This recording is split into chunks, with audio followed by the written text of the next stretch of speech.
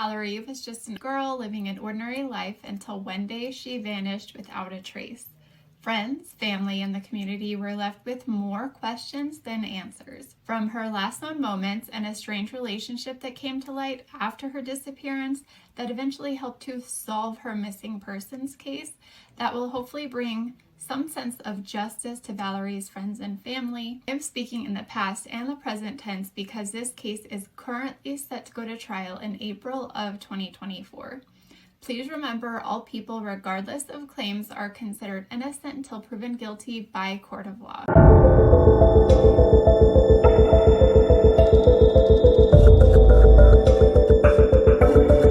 Welcome to Lost and Found the Missing. I'm your host, Sarah Janik Medium. I'm a medium and connect with those in spirit and have had a pull to those on the other side that have gone missing and created this podcast in memory of them. If you're interested in true crime and missing persons cases, I would love for you to follow along and subscribe. Valerie Tindall lived in Arlington, Indiana, and was just 17 years old at the time of her disappearance. Valerie was born on August 29th of 2005 and lived with her parents, Jack and Sheena.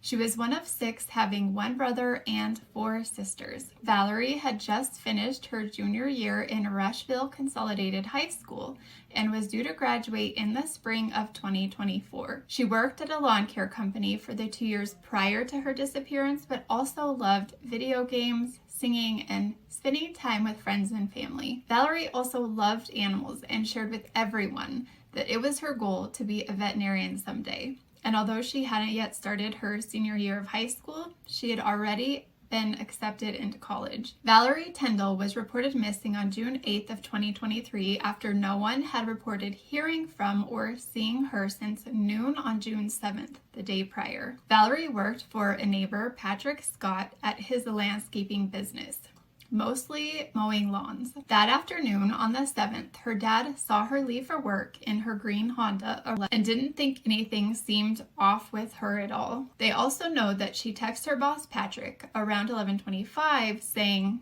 "I'll be there soon." In hindsight, after Valerie was reported missing, her parents said that the only thing that really seemed off was that she usually worked certain days of the week, and this happened to be a Wednesday, which she had never done prior. However, it was also summer, so they thought maybe she's just trying to pick up extra work, some extra shifts to make some more money. It wasn't too odd. Valerie's family and the Scott family were neighbors and had a friendly relationship and even had get-togethers every now and then. Everything seemed fine. However, Valerie's mom mentioned just recently that she had had conversations with her daughter saying that something did seem off with Patrick, that he was talking about who Valerie should and shouldn't hang out with, and that he was acting more as a jealous boyfriend would, not as her 59-year-old boss should. Valerie mentioned to her mom that Patrick had her on his Life 360 watch plan, and that Patrick had Valerie download the app on her phone that tracked her location. Her mom insisted that this wasn't right, but Valerie said that it was fine because he was only tracking her location while she was at work. So he would log in to make sure that she was at the job that she was supposed to be at. Not to worry, everything's fine. So her mom thought, we know him. He helps to watch out for Valerie. He's a safe guy. No worries. However, Patrick began calling Valerie's dad, saying, "Do you know Valerie's at such and such location? Are you okay with her being at the lake? Are you okay with her being out with this guy at this time of night?" And he seemed to be a bit too concerned, tracking her every move, almost borderline obsessive. He also reportedly told her that he would buy her a new car. Also weird for just being a boss. I'm sure things like this have happened with good intent, but you just know sometimes by looking at people, right? You don't have to do what I do to kind of get feelings about people, and I'm feeling from tuning into this case that her friends and family and community are starting to really feel like things are off with Patrick, right? Little did anybody know that on June 7th, that would be the last day anyone would see Valerie Tindall ever again. The evening of the 7th, her mom arrives home from work and she notices that her daughter isn't home, so she tries calling her multiple times and it goes to voicemail right away. So she tries calling Patrick Scott because they believe that she was last at work with him. His response seemed odd. He said Valerie didn't work that day and that he hadn't seen her since the day prior. Her mom called around to all of her friends and no one reports having seen or heard from Valerie. So her mom calls the police and reports her missing. Police actually find Valerie's car, and although Scott said that he had never seen Valerie that day, they actually catch it on somebody's camera. He is getting out of her car. He was the one driving it at the exact location where her car was found.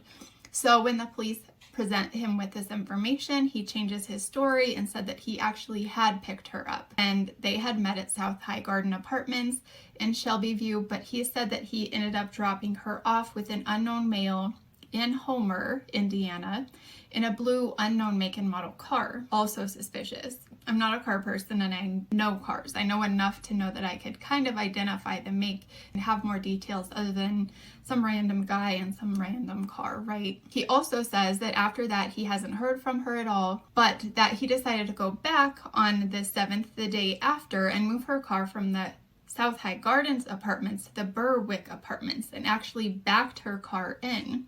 Keep in mind, in the state of Indiana, you don't have to have a front license plate. So I'm thinking with the car being backed in, he is thinking this is going to delay them finding her car and identifying it, because it's not like it's just missing that license plates, right? It's not suspicious at all. So I'm thinking that he's thinking that this is going to delay them finding her car, in my opinion. He told the police that he did this because she had told him she was leaving and running away, that she was never going to come back, so he was trying to help her as a good friend. Also off, guy, you're 59, she's 17. This is like red flag central. Also, the police end up finding her keys and license plate in a river, and he discloses that he must have accidentally thrown them into the river, that maybe he just forgot that he had done this. So fast forward a couple of days, right? Valerie's stepbrother and sister report that Patrick actually tore down his garage and burned it and set it on fire just a day and a half or 2 days after Valerie goes missing. This was also verified by another neighbor who had caught this fire on video at 2 o'clock in the morning. We know in so many other cases that when people go missing and suspects, when people start coming up with sketchy stories and changing stories like Patrick is doing here, if he has a fire, usually something is up here. Reminds me of the Janelle Matthews case when he comes back from the trip and sets his car on fire. Anyways, after Valerie's disappearance, her parents find pictures of Valerie at the Newport Aquarium with Patrick in her dresser, alone. Her parents were under the impression that Valerie had gone to the aquarium with Patrick and his wife. The fact that this 59-year-old man is trying to, or has such an interest in her, and she's only 17 years old, it's just kind of creepy, right? Even if it is just a friendship, or it appears to be a friendship. Valerie's friends and her mom actually even suspected that Valerie may be pregnant due to photos and kind of her changing stomach area, and they believe that it could have possibly been that of Patrick Scott's or another guy that she had been hanging out with. I don't know that any details around this have been confirmed, but it was just suspected. So something I thought you guys should know. So Patrick Scott was actually arrested on June 29th because he kept changing his story for falsely reporting evidence. He was released, though, on a $10,000 bond. Keep in mind, Arlington is around 300-ish people, and everyone knows everyone. I think at this point, people kind of have their strong suspicions around him. Why is he changing stories? Why did he move their car? I think people knew, but they couldn't prove it. Right? They were also able to tell that her phone pinged to a tower in Arlington where she lived, not in Homer where Patrick said that he last dropped her off at. Months go on without answers. Police continue to follow up on every single report in regards to Valerie's disappearance. Something like over 50 search warrants were put out to search Arlington and surrounding areas. So Indianapolis kind of felt like they had come to a standstill in her case. So they reached out to the FBI in August of 2023, asking for help, which really helped to pick up the investigation. Remember, she went missing in June of 2023, so about 9 months ago. Police never stopped searching, although I'm sure her family felt like they could have been doing more. I think in all cases, family feel like that.